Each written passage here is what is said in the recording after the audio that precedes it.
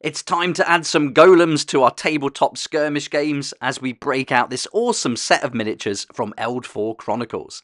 I'm Lee, and in this video I'll be unboxing the earthen creatures full of colossals, earth elementals and golems. I'll unbox and build the miniatures so you can have a real good look at exactly what they look like. So let's jump right in, and here we go, the Eld4 Chronicles earthen creatures. Now this set I've had for a little while, and if you remember a while ago, if you've been following the channel, I did a few videos on the Eld4 Chronicles game, which had some fantastic miniatures and some real interesting rules included as well. The box set came with terrain and everything you needed to play the game, but they brought out lots of expansions and sets like these for different earth elementals with fire, water, all different types. But I was really happy to get this earthen creatures set, as this fits in with lots of different games that I play. And this is one of the great things about tabletop skirmish games. You can get sets like this that are designed for one game, play them in that game, but also include them with other rule sets.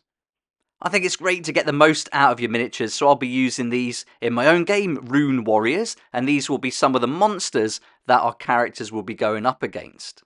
Alright, let's get this box open then, and you can see on the front there's some really nice artwork, and that's one thing that certainly stood out from the Eld4 Chronicles game. Really fantastic artwork, and the sculpts really stood out with interesting designs and characters.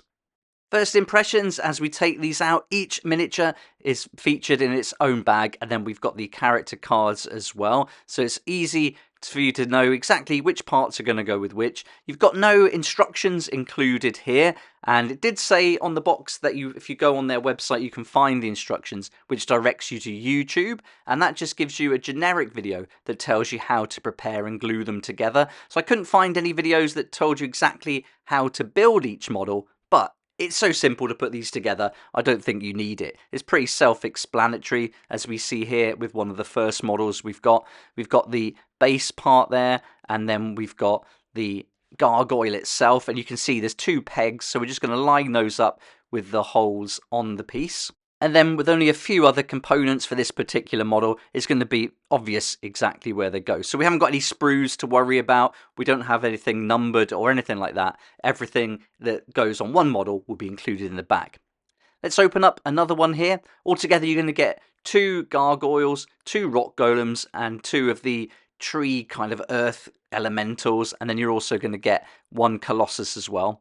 This is the base here again, all fixed in, so you've got all the elements there already formed and sculpted onto these resin models, and then you've got some really nice detailing, super crisp, little bit of tidying up to do on some of the parts, and again, very obvious where they go together. And I found that it's only going to go together in one way, so there you go, that goes on there, so it's leaning forward slightly, and not many parts at all for this rock golem. Let's have a look at the Colossus next. This is a really interesting model, and pretty big as well once it's all put together. You can see it's got a pretty big base, and then it's got the little squares cut out with a slight angle in one of the corner where the feet will go into it. But look at that detail in there on that back section. I'm not quite sure what that is on the back. It looks like a kind of fan of some kind. And if you remember the video I did for the game itself, there's a real Japanese vibe going on and lots of influence from Japanese art, which I think is really nice, and the aesthetic of the game is just stunning. Now we're on to the first of 2 earth elementals. You're only going to get 1 colossal, but you'll get 2 of these, and they'll be in different poses. These are, I guess, are kind of like your tree monsters, but you can see they've got shards of rock or stone coming out of them as well, covered in leaves, lots of texture. I think these are going to just be so fun to paint up, and you can see there's one of the legs there, and again, the components are very obvious where they go together. I won't open up all the bags in the video here, but I thought we could have a look at the character cards, and then I'll show you what all the models look like once they're assembled. So the cards, really nice, this nice glossy material and very well done. Again, nice crisp print, great artwork, and really well put together. I think they've put a lot of time and effort in the design, and it certainly shows through in the game itself. You're going to get these cards for each of the 4 that are included. So there we can see we've got the Earth Elemental, we just saw the Colossus, we've got the Golem as well, so you've got different stages, you've got the active and reactive there, so those are the different things that the characters can do. Then you've got your Gargoyles as well, and then again active and reactive, and then you're also going to get your Gargoyle Tier 1, which gives you all the stats, traits, skills, everything you need to know to play the game, and then some instructions for the control of them. So there's a real solo co-op aspect to Eld4 Chronicles, and these cards are crucial to working out exactly what each of the monsters do on the tabletop.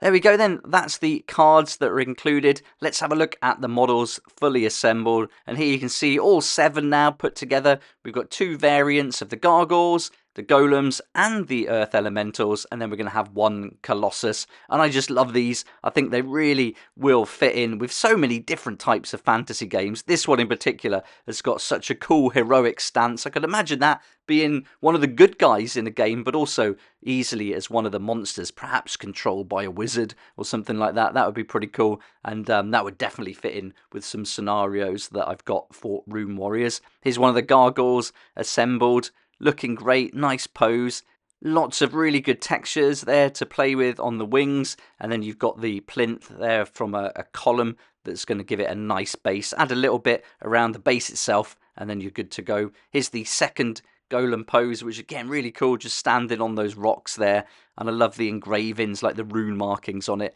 come out really nice. Lots of texture again. Few flat areas, but there's all these cracks in there and everything, which are going to really give some interest once you get it painted. And these you could do really quick. I think just a couple of coats, a little bit of dry brushing, touch of highlighting, and these will be on the table in no time. The sizing's really good as well. You could use them as like a big guy in a game or a big hero, or certainly as a monster, no problem at all. These would be pretty tough to go up against. So you could imagine maybe 2 of the Golems or 2 of these Earth Elementals, and then have your party of warriors taking them on.